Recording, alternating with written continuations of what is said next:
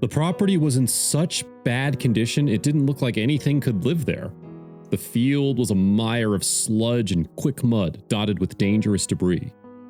Suddenly, one of the rescuers heard a noise coming from a decrepit trailer. Something was moving inside.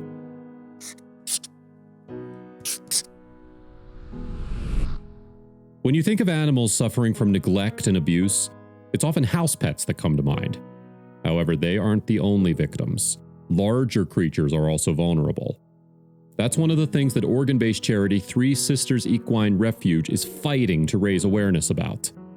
On its social media site, Three Sisters explains that slaughterhouses claim the lives of more than 150,000 healthy horses. The organization seeks to make a difference one horse at a time by saving horses wherever possible. It's not the only group trying to do so either. Another organization battling alongside is Silent Wave Horse Rescue, a shelter in the Pacific Northwest. Silent Wave Horse Rescue is committed to changing the way America deals with its unwanted horses, its Facebook page informs us. It's no surprise then that the groups collaborated on March 11, 2017. The unity was a result of a phone call made to one of the charities.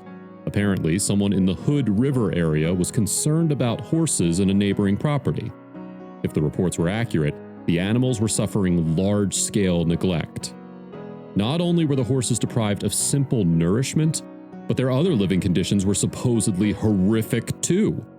Also, if you have not done so already, please subscribe to our channel and click that notification bell to get inspired by these animal stories every day. Now back to the story.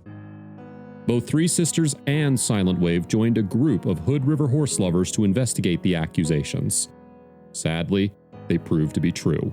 In fact, when rescuers arrived at the scene, it was far worse than they had imagined.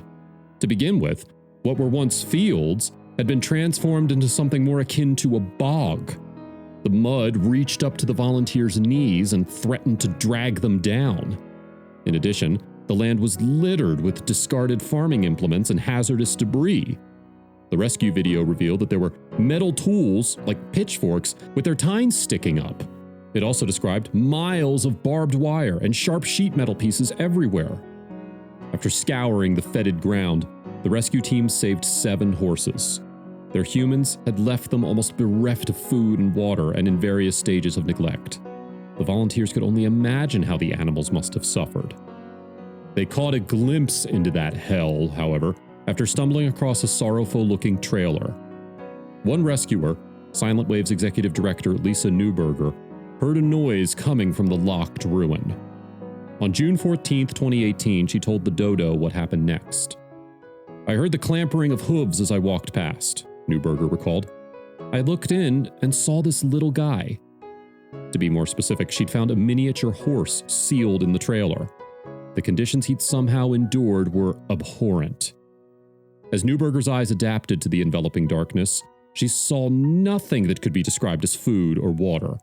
The trailer's floor was covered in hay, but it was damp with mold. And the small horse that peered back at his rescuers looked even worse. Rascal, as the horse would later be called, was in a terrible state. Not only was he infested with parasites, but he had injuries all over his body. Furthermore, it's impossible to say how long he'd lived in such a condition. "I've had nightmares ever since," Newberger added. Initially, Rascal cowered away from volunteers in the trailer's corner. He was too scared to move. They could only rescue him with the combined efforts of 4 members of the rescue team. They literally carried Rascal out of his prison. Rascal found a temporary home with nearby foster carer Michelle Lynn, who wanted to help nurse him back to health. She told the Dodo, "Our biggest concern was his long hooves and overall poor hoof condition." And as it turned out, her worries were not unfounded. Unsurprisingly, no one had kept Rascal's hooves trimmed, and they'd started to rot. This, added to his wasting leg muscles, meant he could barely trot. "He was pretty weak from being locked in the trailer," Lynn reported. "When we first got him, he would try to run and fell down every time." But Rascal was in good hands with Lynn. She gave him vitamins, fed him up, and provided him with something he'd likely never experienced before: compassion. She also had the patience it took to break through Rascal's understandable trust issues. Lynn elaborated, It took about 6 months of love before Rascal started to trust me. In that time, though, Rascal has become a healthy little horse. No doubt it also helped that he was around other animals too. This gave him a chance to see what his life should always have been like and to catch up on lost time. For example, Rascal has become firm friends with a fellow miniature horse called Spanky. He was bound for slaughter before Lynn took him in.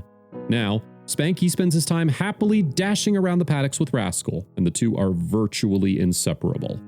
In fact, Rascal has made such strides that Lynn thinks he's ready for the next stage in his life. This next year, I hope to do some training with him so he can be a therapy horse, Lynn revealed. He has lots of personality and is a very sweet boy. Sounds like the perfect vocation for the little Rascal. If you liked the video, please give it a thumbs up and consider sharing it with your friends and family. Thanks again, and we'll see you in the next one.